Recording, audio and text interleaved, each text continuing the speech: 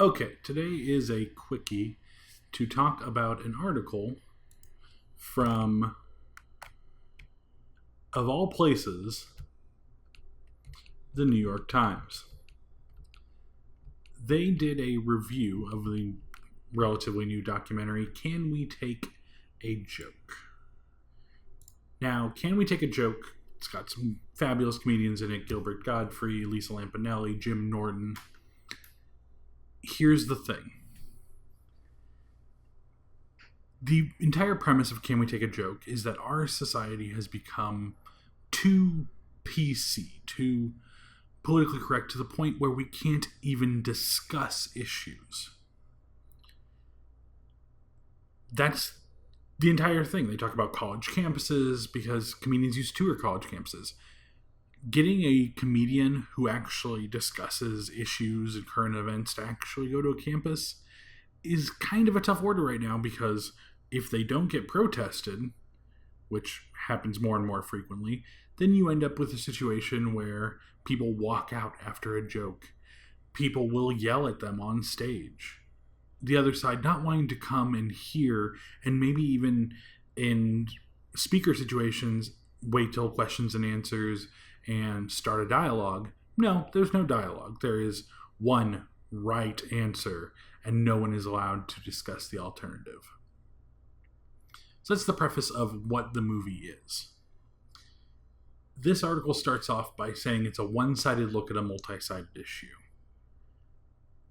For these comedians, these comics, it isn't a multi-sided issue. You should be able to discuss anything. Whether it's rape, dead babies. Here's the thing. We constantly, I say we, the left, we want to be able to have open access to abortion. It should be a right. It should be something that isn't outrageously expensive and you don't have to drive 4 hours to go do. One of the ways to affect change, whether it was the late 90s and we were making sitcoms about gay people so that it would become part of the mainstream, people would accept gay people. Whether it's things about abortion, making abortion jokes. Yes, if you had an abortion, maybe you won't like an abortion joke. But that's fine. It's okay to not like a joke. It doesn't mean that joke shouldn't exist. In this first paragraph, they go saying it's a one-sided look at a multi-sided issue, which to these people it's not. And frankly, what's the other side? The other side is that we shouldn't say certain things because it might hurt someone's feelings. We should be pushing people. We should be occasionally making them feel something, making them hurt, making them think. This author at the New York Times, this writer, said it would be better if it also at least acknowledged the possibility that some jokes ought not to be told. Screw that. Screw this writer. Screw that entire idea. Anything should be able to be joked about. Anything should be able to be discussed. There should be no topic off limits. The writer then goes on to talk about, or to respond to Lisa Lampanelli. Lisa Lampanelli in the documentary says, every time I do an AIDS joke and a rape joke, it kills. And you know what? It's because we're scared of it. I happen to agree with Ms. Lampanelli.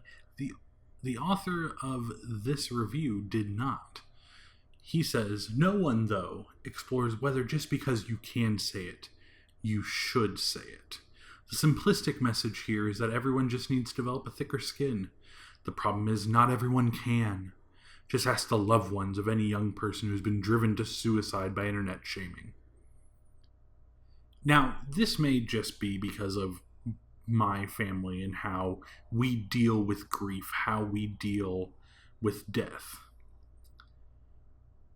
When we have a funeral, will celebrate one's life, including telling humorous stories about them, anecdotes. We have fun. We throw a party. We have a potluck. We celebrate the life that that person lived. And we make fun of some of the silly things that person did. And yes, when you have if your child or if a loved one of yours commits suicide, that's horrible in that moment. And you think, what could I have done to help them? However, most people who commit suicide do so because of depression and mental illness. Horrible circumstances that have been inflicted upon them, or that were inherent to their nature and did not get properly resolved with a psychologist or psychiatrist, and even the use of medication. There have been people who have committed suicide from bullying. Bullying is rough. Bullying sucks. However, you can't take away the right of other people to speak because some people don't want to hear it. They don't have to hear it. There are comics who are completely kosher, completely vanilla, and some of them are great. But you should not regulate, even though this isn't the government regulating this, you should not police the thoughts and speech of others to fit your personal biases and opinions. His final paragraph says, might the idea that no joke is off limits help foster a public callousness that encourages the very intolerance and viciousness the film decries? None of the funny folks here address that question. It's because the question isn't, what are the ramifications of free speech? The question is, what are the ramifications of not having free speech?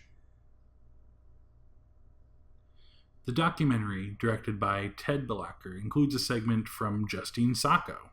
A few years ago became an instant internet punching bag after she casually sent a message on Twitter that was interpreted as offensive. The story is cited as a tisk-tisk evidence of our inability to take a joke. Yet how many comedians quickly inserted cutting remarks about Miss Sacco into their routines?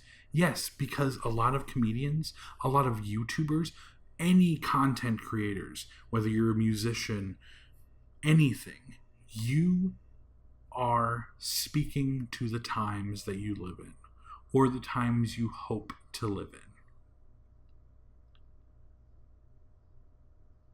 So yes, did they make remarks about her? Yeah. Because they thought they were funny, and many agreed. However, making remarks about them and saying, oh, they shouldn't have ever said that, no one should allow them to say that, that's not the joke they're making. The joke is, hey, look at the stupid thing this person did. The Daily Show and the Colbert Report did this for years, saying, hey, look at the stupid stuff these politicians are doing. We need to be able to critique and assess the people who run things and the people who don't run things. Whether it's a joke about the homeless person who threw a sign at you, whether it's a joke about the President of the United States or the leader of the UN or Frau Merkel herself of the EU. You should be able to joke, critique, assess, and talk about anything. No holds barred steel cage match discussion. So I'll leave you with another thing that you reported on New York Times. Here's a quote that you put in your article about the University of Chicago speaking on free speech. Historically, the left has been much more protective of academic freedom than the right, particularly in the university context. Conservatives suddenly became the champions of free speech, which I find a bit ironic, but the left is divided. So,